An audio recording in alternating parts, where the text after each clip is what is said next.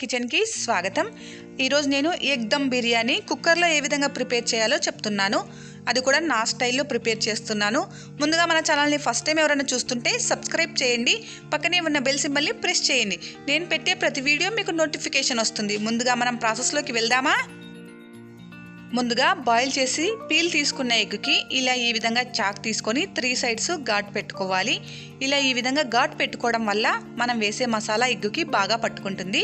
ఇలా ఈ విధంగా అన్నిటికీ ఘాట్ పెట్టుకున్న తర్వాత ఇందులో 1/2 కప్పు వరకు పెరుగుని యాడ్ చేసుకోవాలి।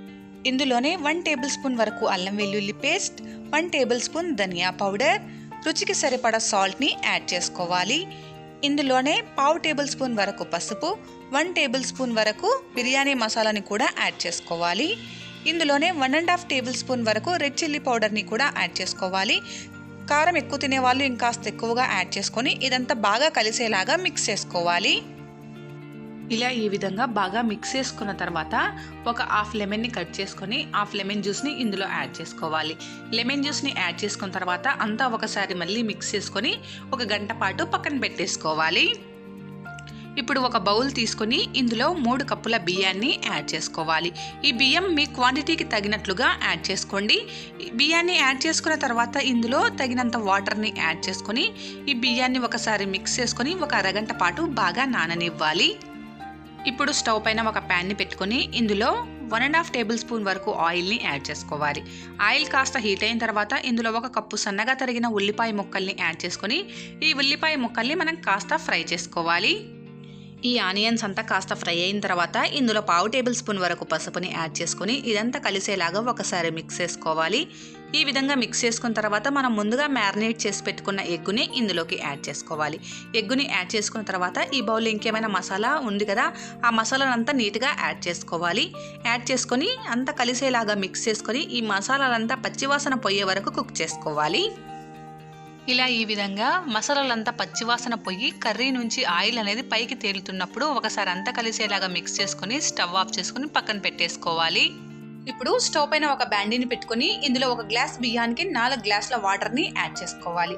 ఇందులోనే 2 యాలకులు, 2 లవంగాలు, కాస్త సాజీరా, కాస్త జీలకర్ర, కాస్త మిరియాలను యాడ్ చేసుకోవాలి।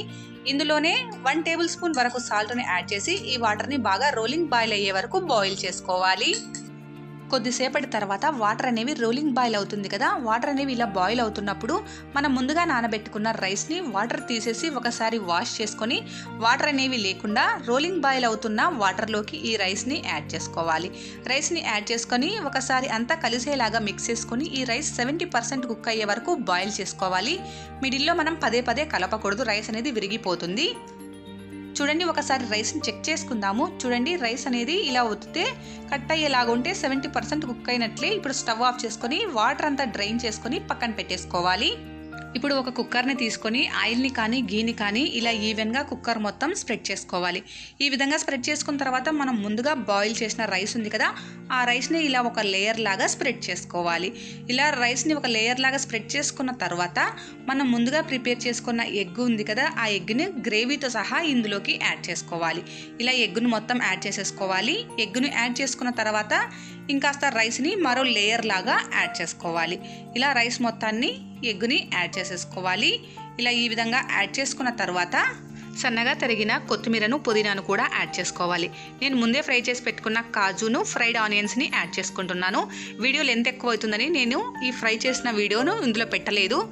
మీరు కూడా ఫ్రై చేసుకొని ఇలా ఈ విధంగా యాడ్ చేసుకోవాలి। మీరు ఎగ్ చేసిన కర్రీ ఉంటుంది కదా, ఆ కర్రీ బౌల్లో లైట్గా గ్రేవీ ఉంటుంది కదా, ఆ గ్రేవీని ఇలా ఈ విధంగా పైన యాడ్ చేసుకుంటే ఎలాంటి కలర్ లేకుండా ఎగ్ బిర్యానీ అనేది కలర్ఫుల్గా వచ్చేస్తుంది।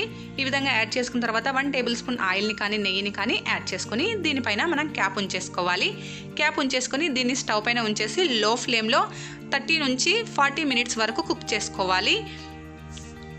ఒక 35 మినిట్స్ తర్వాత క్యాప్ ఓపెన్ చేసి చెక్ చేసుకుందాము। చూడండి, బిర్యానీ అనేది దమ్ము బాగా పట్టింది కదా, బాగా కలర్ఫుల్గా కూడా ఉంది। ఒకసారి అంతా కలిసేలాగా మిక్స్ చేసుకొని ఒక బౌల్లోకి ట్రాన్స్ఫర్ చేసేసుకుంటే ఎంతో టేస్టీగా ఉండే ఎగ్ దమ్ బిర్యానీ రెడీ। మీరు ట్రై చేయండి, ఎలా వచ్చిందో నాకు కామెంట్ చేయండి। మీకు నచ్చితే కంపల్సరీగా లైక్ చేయండి, మీ ఫ్రెండ్స్తో రిలేటివ్స్తో షేర్ చేయండి, నా ఛానల్ని సబ్స్క్రైబ్ చేయండి। Please subscribe my channel. Thank you.